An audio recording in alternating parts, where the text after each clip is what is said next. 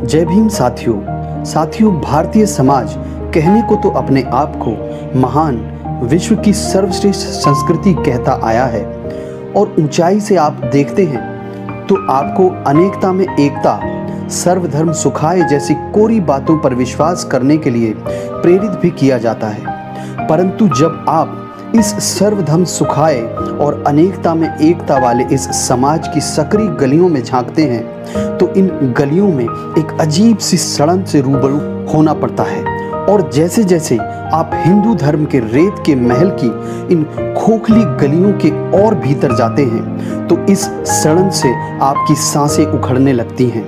और क्या आप जानते हैं कि हिंदू समाज का एक तबका ऐसा भी है जो सदियों से हिंदू समाज की इस बदबू को अपने कांधों पर लादे घूम रहा है।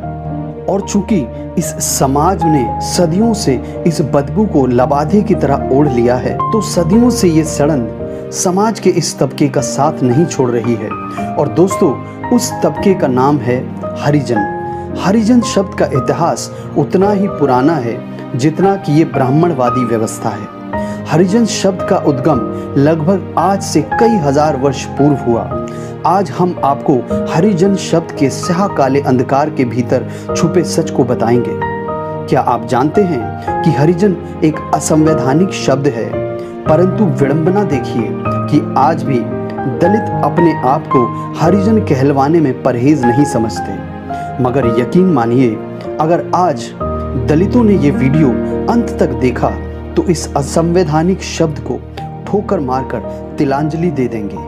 दोस्तों, प्राचीन समय में दक्षिण भारत में विवाह के बाद नवविवाहित युगल भगवान को साक्षी मानकर मन्नत माना करते थे कि अगर उनको मन मुताबिक संतान हो तो वे मंदिर में अमूल्य दान करेंगे।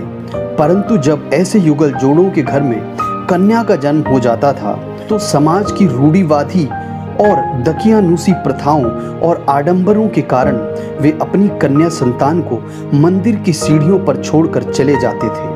और कभी कभी बिन ब्याही स्त्रियां भी अपनी संतान को मंदिर की सीढ़ियों के आंचल में पटक कर चली जाती थीं। अब मासूम बच्चियां मंदिर की संपत्ति बनकर रहने लगती थीं और इनका लालन पालन भी मंदिर के पत्थर की मूर्तियों के सानिध्य में होता था। अब धीरे धीरे ये बच्चियां बड़ी होती हैं और मंदिर में विराजमान जनेऊधारी देवता तुल्य पुजारियों की माला के जाप भंग होने लगते हैं। इनकी नजर इन युवतियों के सुंदर शरीर पर पड़ती है और देखते ही देखते ये खुद को इन युवतियों के पास जाने से रोक ही नहीं पाते। और यहीं से शुरू होता है इन युवतियों का यौन शोषण। अब मंदिर के पुजारी इन युवतियों का यौन शोषण करते हैं और मंदिर में हो रहे इस शोषण की तस्दीक इन युवतियों के गर्भवती होने के बाद हो जाती है। पर इन युवतियों के गर्भवती होने के बाद इन पुजारियों का धर्म खतरे में आ जाता है और इस कालिख को छुपाने के लिए माथापच्ची शुरू हो जाती है। और पोटली से शगुफे के रूप में हरिजन शब्द निकलता है। मतलब ये अफवाह फैलाई जाती है कि इन युवतियों के साथ साक्षात भगवान ने संबंध बनाए हैं और भगवान यानी साक्षात हरि ने ही इनको गर्भवती किया है।